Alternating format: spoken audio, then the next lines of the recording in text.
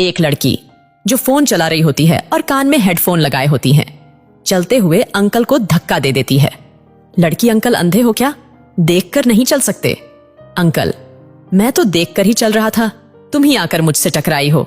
लड़की, तुम क्या शाहरुख सलमान हो जो मैं खुद आकर तुमसे टकराऊंगी? जरा अपनी शक्ल तो देखो, मेरी तो सैंडल भी तुमसे ज्यादा सुंदर है। अंकल, ये कौन सा तरीका है बात करने का? पहले तो तुमने मुझे धक्का दिया और गलती मानने की बजाय बदतमीजी कर रही हो।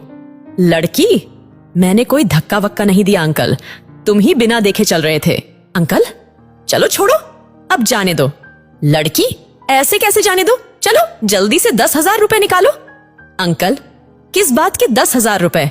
लड़की, तुमने मेरे साथ छेड़खानी की है, अगर पैसे नहीं दिए तो मैं शोर मचाना शुरू कर दूंगी।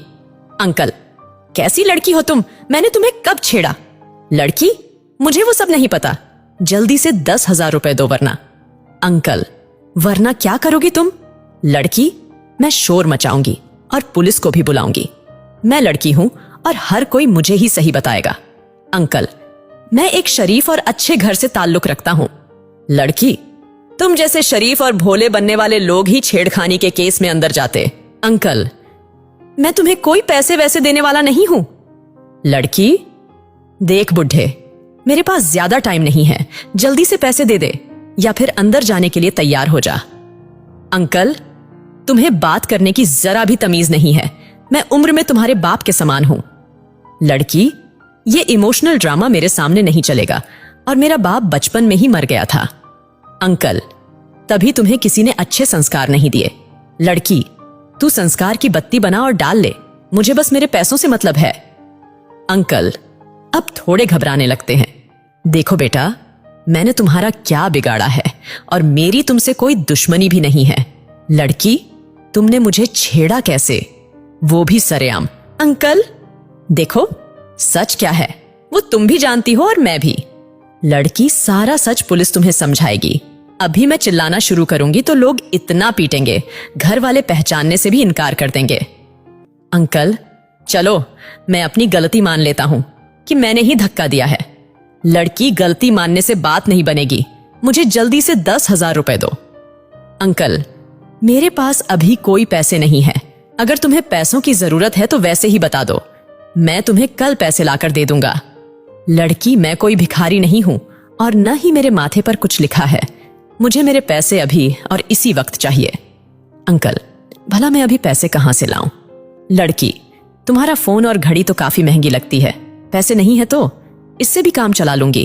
अंकल, तुम्हारी डिमांड तो बढ़ती ही जा रही है, भला तुम चाहती क्या हो? गलती खुद की है और मुझे ब्लैकमेल कर रही हो। लड़की थोड़ा चिल्लाने लगती है। अरे सुनो सुनो, देखो इस अंकल ने राह चलती एक अबला नारी के साथ छेड़छाड़ की और अब अंकल, अरे अरे शांत हो जाओ, यहां फालतू का ड्रामा मत करो। लड़की, अगर अपनी इज्जत प्यारी है तो पैसे दे या फिर फोन और घड़ी दे, पहले ही तू मेरा बहुत समय खराब कर चुका है। अंकल, अब मैं भला क्या कर सकता हूं? अपनी घड़ी उतारने लगते हैं, तभी एक शख्स आता है जो खुद को दुकानदार बताता है। दुकानदार, क्या हुआ? मैं काफी देर से देख रहा हूं कि आप दोनों किसी बात को लेकर बहस कर रहे हो।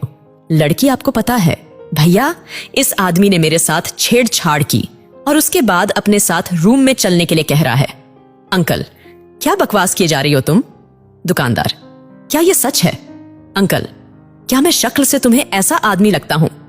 लड़की, किसी आदमी की शक्ल पर उसका कैरेक्टर थोड़ी लिखा होता है।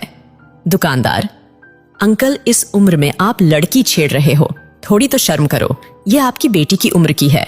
अंकल, भैया तुम तो मुझे जानते हो, मैं इतने सालों से यहीं रह रहा हूं, कई बार तुम्हारी दुकान से सामान लेने भी आया हूं। लड़की, भैया ऐसे घटिया लोगों की बातों में मत आओ, पहले छेड़खानी करते हैं और फिर कहानियां सुनाने लगते हैं। दुकानदार मन ही मन सोचता है, ये अंकल तो ऐसे नहीं लगते, सच का पता लगाना पड़ेगा। जरा शुरू से बताओ हुआ क्या? अंकल, मैं तो बस रास्ते से जा रहा था, इस लड़की ने आकर मुझे धक्का दिया और बदतमीजी शुरू कर दी। लड़की, मैंने कोई बदतमीजी नहीं की, पहले तुमने मुझे छेड़ा था। अंकल, मैंने कोई छेड़खानी नहीं की। लड़की, तुम्हारे पास क्या सबूत है? अंकल, दुकानदार से, ये लड़की मुझे धमकी दे रही है और ब्लैकमेल कर रही है। कह रही है 10,000 रुपए दो वरना मैं पुलिस बुला लूंगी। दुकानदार, अरे हो सकता है गलती से धक्का लग गया हो, बात को रफा दफा करो। लड़की, ऐसे कैसे बात को रफा दफा करो, मुझे तो लगता है तुम भी इनके साथ मिले हुए हो, अभी पुलिस को बुलाती हूं। दुकानदार, मैं तो तुम्हारी लड़ाई सोल्व करने की कोशिश कर रहा हूं और तुम मेरे ऊपर ही इल्जाम लगा रही हो।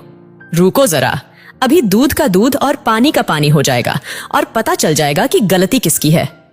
लड़की, और ये तुम कैसे पता लगाओगे? दुकानदार, मेरी दुकान के बाहर एक सीक्रेट सीसीटीवी कैमरा लगा हुआ है, उसकी रिकॉर्डिंग से पता चल जाएगा कि गलती किसकी है। अंकल, तो जल्दी से वो रिकॉर्डिंग दिखाओ। दुकानदार, वो रिकॉर्डिंग तो अब पुलिस स्टेशन में ही दिखाई जाएगी। लड़की दबे पैर पीछे जाने लगती है। दुकानदार, अरे आप कहां चली मैडम, जरा पुलिस को तो फोन करो। लड़की, नहीं जाने दो, मैं इन्हें माफ कर देती हूं। अंकल, नहीं तुम माफ क्यों करोगी, गलती किसकी है ये तो पता चल जाने दो। लड़की, नहीं नहीं, आप बड़े हैं, मैं अपनी गलती मान लेती हूं। दुकानदार, तुम जैसी लड़कियों को मैं बहुत अच्छे से जानता हूं, शरीफ लोगों को ब्लैकमेल करती हो, तुम्हें अभी पुलिस के हवाले करता हूं। लड़की, नहीं भैया, पुलिस को फोन मत करो, और तुरंत ही वहां से भाग जाती है। अंकल और दुकानदार राहत की सांस लेते हैं। अंकल, शुक्र है कि आप सही समय पर आ गए और आपके कैमरे में पूरी घटना भी रिकॉर्ड हो गई, आपका धन्यवाद। दुकानदार, अरे शुक्रिया की कोई बात नहीं, और मेरी दुकान के बाहर कोई सीसीटीवी कैमरा नहीं लगा हुआ है। अंकल, क्या कोई कैमरा नहीं लगा? दुकानदार, नहीं, वो तो मैं ऐसी लड़कियों को अच्छे से जानता हूं, बस मैंने तो हवा में तीर छोड़ा और वो निशाने पर लग गया। अंकल, बहुत बढ़िया दिमाग लगाया तुमने। दोनों हंसने लगते हैं और बात करते हुए निकल जाते हैं।